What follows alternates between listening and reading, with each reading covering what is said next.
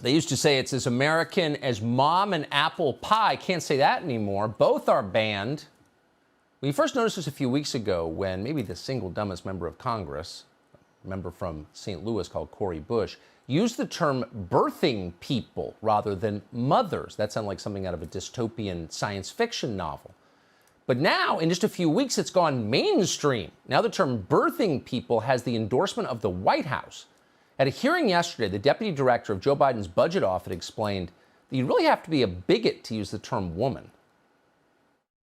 The budget requests $26 million to reduce maternal mortality and eliminate race-based disparities in outcomes among, quote, birthing people. I've never heard the term before. Can you explain what it means? Absolutely. There are certain people who do not have gender identities that apply to female or male. So we think our language needs to be more inclusive in how we deal with complex issues. This is maybe the least complex issue ever addressed. Mothers give birth, fathers don't. Children are the product of a mother and a father. That's not politics, it's biology. And if you're forcing the rest of us to deny it, then you are a totalitarian who seeks to control reality itself, which is beyond your purview by definition. And it's not just the budget office that's doing this. This show has obtained a document from the Federal Reserve, the internal website at the Fed that its employees read. It's a memo on bias-free language, but of course it's very biased. It instructs staffers not to use words and phrases that may be considered offensive. What's offensive? Founding fathers, man-made, and singular pronouns like he or her. Now, the Fed is controlling monetary policy. It's also totally destroying the economy, in case you haven't noticed. But right or wrong, it's supposed to be apolitical. Why are they trying to control our language? Because they want to control our minds. But the Fed?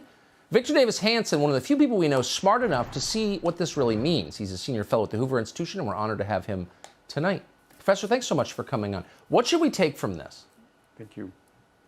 Well, I think it's characteristic of all bureaucracies that when they can't solve an existential problem, they always go to the triviality as if they've done something. Right. Because look at the Federal Reserve.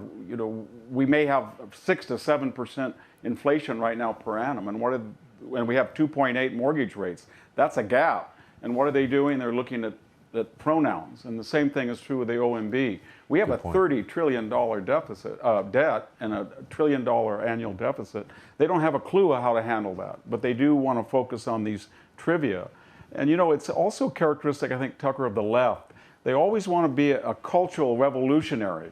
So they want to go back in the past and cancel people out and rename streets and buildings and universities and topple statues and change the language. That's what the Soviet Union did. And then they think in the present, starting in year zero, and then here we go in the future, that according to our plan. So the Biden administration believes that after 1,000 years of usage in the English language, they and their infinite genius have invented new words that nobody ever thought of, and therefore this is the beginning of a new, I don't know, paradise or utopia. It's also, I think, Tucker, it's sort of giving an answer for a question that doesn't exist or a solution for a problem that doesn't exist. It's kind of like the Jussie Smollett syndrome.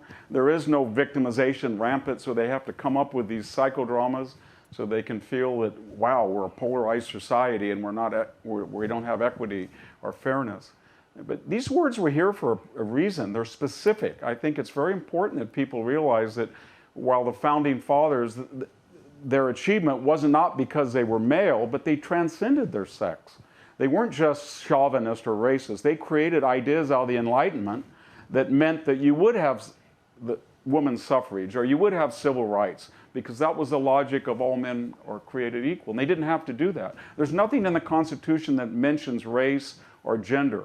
And so that they were male is, incidental, but it's important to see how they did. I think it's important for us to not say that Queen Victoria or Queen Elizabeth or Madame Curie or Helen Keller was a woman and that's who she was, but I also think that it enriches history to know that they were women and they transcended their situation. So I don't want to go and recreate language and then in an Orwellian fashion and make us all just sort of nothing, collective blah. And that's what they're trying to do. And is there really a problem? Do we have a lot of transgendered people pouring into hospitals that are pregnant and saying, you know what, I'm going to have a medical crisis if you get the wrong pronoun. Pronouns are helpful. They enrich the language. They distinguish reality. That's what language is for. It's quickly, do you find it interesting that they are so offended by fertility and nature and the idea that people reproduce and that's okay? That we, men and women, come together and create new life. Like the whole thing is repulsive to them. Why is that? Well, I think it's because it started with the feminist movement that they felt that impaired a woman's future. But I think it also reflects reality, Tucker, that the age when people are getting married, having children, buying a home, buying a house has gone from mid-20s to mid-30s. And our crisis right now is that we're not reproducing ourselves. We're about 1.8 rather than 2.1 or 2. And we're suffering from what? Prolonged adolescence. These children, or they have adult bodies, but they have the minds of children. They don't want to grow up. AOC is a good example of a person who's suffering from prolonged adolescence. And she said she doesn't want to have children because of climate change. So it's a phenomenon. I don't know if it's because of $1.7 trillion in student debt or the economy, but they just don't want to take off their training wheels and go out and experience life and its adventures and dangers. Yeah, it's sad. Even sad for Sandy Cortez, kind of missing the best part, the fun part, I think. It is. Victor Davis Hanson, appreciate your coming on tonight. Thank you. Thank you. Hey, Sean Hannity here. Hey, click here to subscribe to Fox News YouTube page and catch our hottest interviews and most compelling analysis. You will not get it anywhere else.